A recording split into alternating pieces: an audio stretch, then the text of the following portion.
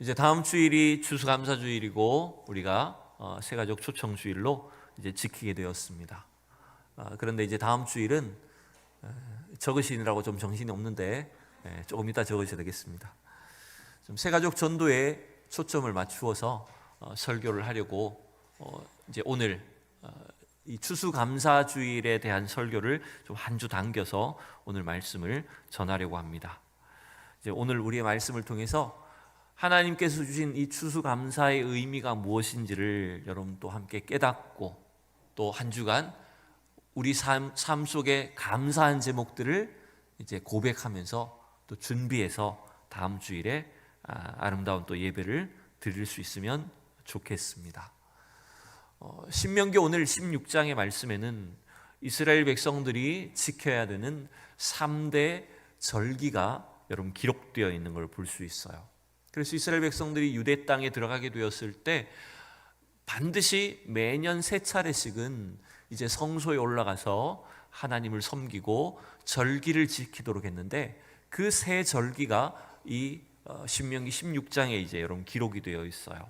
그게 뭐냐면 첫 번째는 뭐냐면 이제 유월절 혹은 무교절 절기가 되겠습니다. 유월절 절기는 여러분 뭐죠? 이스라엘 백성들이 출애굽할 때 하나님께서 어린 양의 보혈을 통해서 그들의 죄를 사하시고 이제 그들의 구원이 시작된 것이 유월절 무교절 절기죠. 그다음에 두 번째는 7.7절입니다.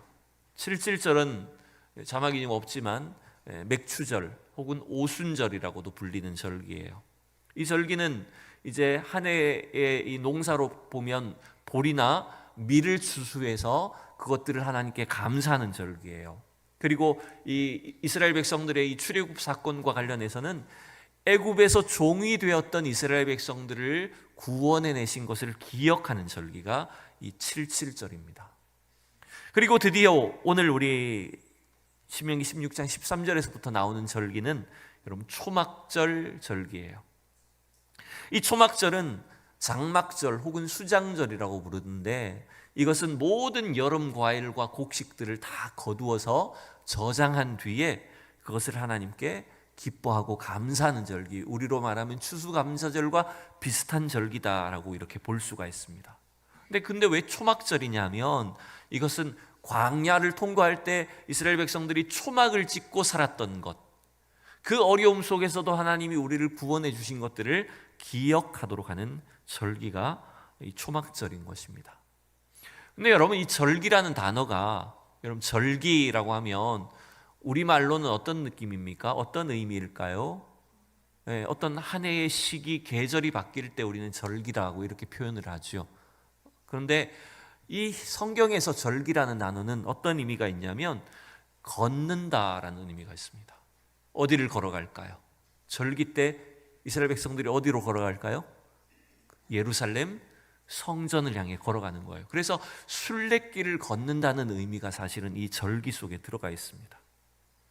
그래서 절기를 지키라라고 말했을 때는 뭐냐면 아까도 말씀드렸듯이 이스라엘 백성들이 매년 3차례씩은 성소를 향해서 순례의 길을 걸어가야 된다라고 하는 것을 의미하는 것입니다. 여러분 생각해 보세요. 매년 3차례라도 절기를 지키기 위해서 성전에 올라가는 것이 왜 중요할까요? 여러분 분주한 이 세상의 삶 속에서 이스라엘 백성들이 창조주 하나님의 그 구원과 하나님의 은혜를 잊지 않고 살도록 하기 위함인 것입니다. 그래서 여러분 이 구약에 나오는 절기 그리고 이스라엘 백성들이 이러한 절기들을 지킨 것은 오늘날 우리의 신앙에도 매우 밀접한 관계를 가지고 있어요. 우리는 구약의 절기를 지키지는 않습니다. 그렇지만 우리가 매 주일 주의 날로 정하여 하나님께 예배를 드리고 또 신약의 어떤 절기들을 통해서 하나님을 섬기고 예배한다라고 하는 것은 여러분 우리가 늘 하나님을 기억하는 삶을 살도록 하기 위한 것입니다. 여러분 한번 생각해 보세요. 매 주일이 없다면 우리가 하나님 앞에 정기적으로 예배를 드리지 않는다면 우리의 생활은 우리의 신앙은 어떻게 될까요? 점점 하나님으로부터 멀어지게 될 겁니다. 여러분 아마 그런 경험해 보셨을지 모르겠습니다만은 몇 주만 한번 교회에 빠져보세요. 빠지라는 얘기 아닙니다. 빠져보면 가정하는 겁니다. 그럼 어떻게 될까요? 교회에 나가는 게 어색해지기 시작합니다. 사람들이 나를 어떻게 볼까 신경 쓰이게 되고요. 괜히 하나님과 우리 사이가 멀어지는 것을 느끼게 됩니다. 그래서 여러분 성도들이 자꾸 교회에 빠지면 교회 나가는 게 처음에는 힘들다가 점점 거기에 익숙해지고 편해져서 자꾸 빠지게 되는 거예요. 여러분 우리 이걸 기억해야 합니다. 하나님이 절기를 주시고 주의를 지키게 하시고 시간에 따라서 때를 따라서 하나님을 섬기게 하시는 것은 우리의 인생의 모든 시간 속에 하나님의 구원의 은혜를 기억하도록 하시는 것입니다. 누군가 이런 말씀 하시더라고요. 노아 시대에 하나님께서 무지개를 통해서 하늘의 무지개를 보여주신 것은 뭐냐 하면 하늘에다가 구원의 약속을 새겨주신 거라는 거예요. 그러면 우리가 주의를 지키고 절기를 지키는 건 뭐냐 하면 우리 인생의 시간에다가 하나님이 구원의 약속을 새겨주신 거예요. 그래서 여러분이 주의를 지킬 때마다 혹은 절기나 예배를 통해서 하나님 앞에 나오실 때마다 여러분의 인생에 구원의 약속을 주신 그 하나님의 은혜를 날마다 발견할 수 있기를 진심으로 축복합니다. 자, 오늘은 이제 성찬식을 진행해야 되니까 좀 설교를 짧게 해야 되는데 간략하게 오늘 이 절기를 지키는 것이 어떤 의미가 있는지를 여러분 살펴봅니다. 그것은 첫 번째로는 하나님이 주신 구원의 은혜와 그 하나님이 주신 구원과 은혜를 감사하라는 거예요. 좀 성경 순서를 좀 바꾸어서 16절과 17절의 말씀을 같이 한번 읽어보도록 할까요? 자, 16절, 17절 말씀을 함께 살펴보겠습니다. 시작. 너희 가운데 모든 남자는 1년에 3번 곧 무교절과 77절과 초막절에 내 하나님 여호와께서 택하신 곳에서 여호와를 배웁되 빈손으로 여호와를 말고 각 사람이 내 하나님 여호와께서 주신 복을 따라 그 힘대로 드릴지니라. 아멘. 자, 여러분 이스라엘 백성들이 1년에 3차례씩 성전에 올라갈 때에 어떻게 하라고 그랬어요? 여호와를 배울 때 빈손으로 배웁지 말고 그랬어요. 또 각 사람이 하나님께서 주신 은혜를 따라서 복을 따라 힘대로 드려라 이렇게 말합니다. 여러분 이 말씀은 여러분에게 어떤 헌금을 강요하거나 막 헌금에 대한 부담을 드리기 위한 말씀이 아닙니다. 우리가 얼핏 느끼기에는 교회 나가면 헌금해야 된다 이걸 막 부담을 갖는 분들이 계실 때가 있어요. 오늘도 또 주보에 또 헌금 봉투가 끼워져 있으니까 뭔가 이렇게 헌금을 강요하는 듯이 이렇게 오해를 하시거나 느끼실 수가 있는데 전혀 부담을 갖지 마시기를 제가 부탁을 드립니다. 하나님이 빈손으로 나오지 말라고 하신 것은 이렇게 생각하셔야 됩니다. 뭔가 우리에게 일정한 규모의 강제로 어떤 예물을 헌금을 징수하시겠다는 목적이 아니에요. 이 말씀은 뭐냐면 하나님이 우리에게 주신 은혜와 복이 무엇인지를 스스로 깨닫고 감사를 표현하라는 말인 겁니다. 여러분 물론 하나님은 우리의 마음의 생각까지도 다 아십니다. 그러나 정말 중요한 것은 뭐냐면 우리가 시간이 바뀌고 계절이 흐를 때마다 늘 하나님이 우리에게 베푸신 은혜를 내가 깨닫고 그것을 표현할 줄 아는 신앙이 되어야 된다는 것입니다. 여러분 우리가 왜 예배드리죠? 왜 찬양을 부르고 기도하죠? 그것은 바로 여러분의 신앙을 하나님께 고백하고 표현하는 것입니다. 굳이 내가 표현하지 않아도 하나님은 아실 거 아닌가요? 아니에요. 하나님은 여러분이 표현하기를 원하십니다. 여러분 속에 감사가 있는지 기쁨이 넘치는지를 하나님은 표현하기를 원하신다는 거예요. 또 중요한 것은 뭐냐면 우리가 표현하면 할수록 우리가 감사를 고백하면 할수록 여러분의 삶 속에 더 큰 은혜들을 깨닫게 될 거라는 겁니다. 여러분 감사를 고백할 줄 아는 사람들이 행복을 누리게 되는 겁니다. 감사를 표현하지 않으면 감사를 고백하지 않으면 우리 속에 뭐가 감사한 일인지 또 하나님 주신 은혜인지를 자꾸 잊어버리게 됩니다. 그래서요 감사와 불평은 상황의 차이가 아닙니다. 감사와 불평은 똑같은 상황이라도 그 상황을 내가 어떻게 받아들이고 내가 어떻게 해석하느냐의 방법의 차이인 거예요. 예전에 주일날 저녁에 항상 개그 콘서트 보면 옛날 그 개그 콘서트 이런 프로그램이 있었어요. 화 잘 내는 시어머니 이제 그 역할을 하는 게 있었어요. 그래서 그 제목이 제가 잘 모르겠습니다만은 시엄마는 뿔났다 뭐 이런 제목이었던 것 같아요. 근데 화 잘 내는 시어머니는 모든 게 불평인 거예요. 심지어 며느리가 잘해주는 것도 다 반대로 해석하는 거예요. 아, 며느리가 나한테 뭐라고 했냐면 제가 어제 좀 보고 왔어요. 그래 기억이 잘 안 나가지고 일부러 찾아보고 왔어요. 며느리가 어머니를 칭찬하는 거예요. 어머니 어떻게 그렇게 연세가 드셔도 피부가 곱고 참 이렇게 건강하십니까? 이렇게 막 칭찬을 하니까 시어머니가 이렇게 하는 거예요. 아, 나 안 죽고 오래 살까봐 칭찬한다고. 여러분, 그냥 칭찬하는 건데도 그걸 감사함으로 기쁘게 받아들이는 게 아니라 곡해해버리는 거예요. 또 며느리가 이렇게 칭찬합니다. 어머니 어떻게 이렇게 춤을 잘 추십니까? 어머니 나도 춤 좀 가르쳐 주세요. 이러니까 시어머니 또 이렇게 해석하는 겁니다. 나 죽으면 기쁘다고 춤추려고 춤 가르쳐 달라고 한다고. 그러니까 모든 걸 다 반대로 해석하는 시어머니인 거예요. 여러분, 어쩌면 우리가 감사를 습관화하지 않으면 어떻게 될까요? 우리도 똑같이 이렇게 돼버린다는 거예요. 똑같은 상황을 뭔가 왜곡하고 엉뚱하게 해석하고 반대로 생각하게 된다는 겁니다. 여러분, 오늘 하나님께서 이스라엘 백성들에게 빈손으로 나오지 말라고 하는 것은 뭐냐 하면 우리가 하나님으로부터 받은 그 복과 은혜가 무엇인지를 생생하게 날마다 깨달으라는 말씀인 거예요. 여러분, 우리 삶에 주신 것은 내 힘과 내 능력으로 이룬 것은 아무것도 없다는 것을 여러분 믿으셔야 됩니다. 모든 것이 하나님 주신 은혜인 줄로 믿습니다.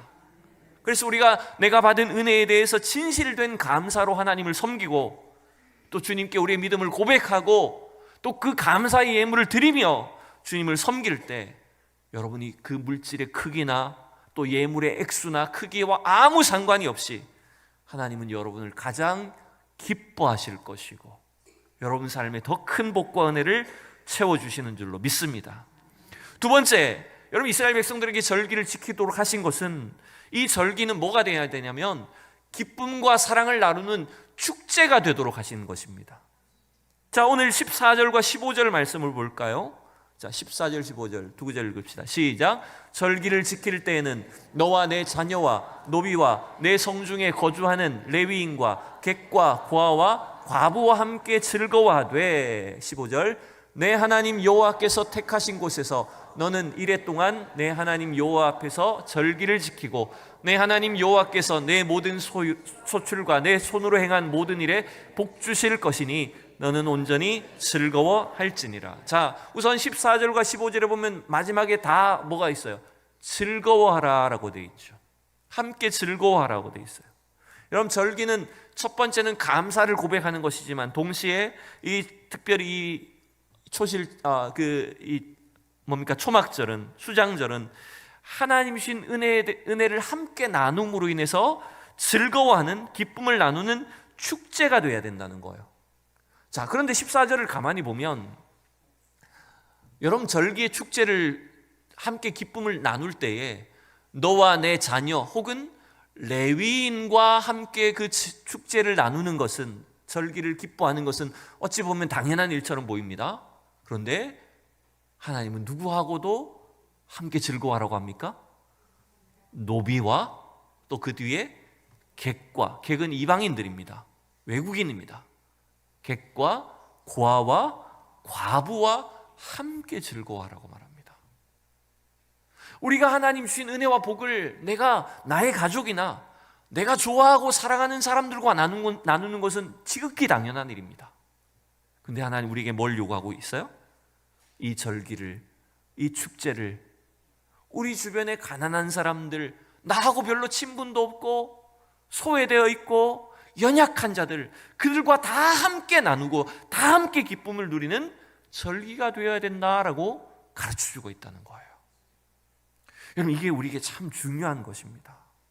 여러분, 어쩌면 우리가 매년 절기를 지키고 또 특별히 추수감사절을 통해서 하나님 앞에 귀한 예배를 드리는 것은 우리끼리만 내가 받은 복만 즐거워하고 감사하는 수준으로는 그쳐서는 안 된다는 것을 여러분 가르쳐 주시는 것입니다. 우리 기독교인들이 꼭 읽어야 될 그 책 중에, 신앙 소설 중에 이런 책이 있습니다. 예수님이라면 어떻게 하실까? 이 책이 있어요. 예수님이라면 어떻게 하실까? 소설입니다. 그 소설 속에 보면 그 헨리 맥스웰이라는 그 소설 속의 인물입니다. 어느 목사님이, 이 맥스웰 목사님이 주일에 예수 그리스도의 십자가에 대해서 정말 많은 설교 준비를 해서 예배를 드립니다. 근데 이 설교를 준비하고 있는데 막 열심히 막 하나님의 은혜에 도취되어서 설교 준비를 하고 있는데 어느 날 그 행색이 허름한, 말하자면 노숙자 같은 사람이, 구걸하는 사람이 찾아온 거예요. 이 목사님은 지금 막 말씀에 집중해서 설교를 준비하는데 갑자기 자기의 이 시간을 방해하니까 짜증이 나버린 거예요. 구걸하는 사람한테 짜증을 내버린 거예요. 그리고 쫓아냈어요. 나가라고. 근데 그렇게 자기 나름대로 열심히 설교를 준비해서 은혜롭게 예배를 드렸는데 며칠 뒤에 어떤 소식이 들려왔냐면 그 행여 병자가, 그 노숙자가 길에서 죽었다는 소식을 들은 거예요. 그래서 이분이 그때 굉장히 큰 충격을 받습니다.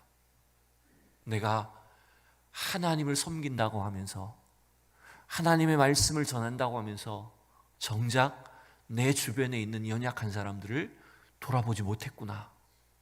그 사실을 깨닫고 그때부터 이분의 목회가 달라지기 시작합니다.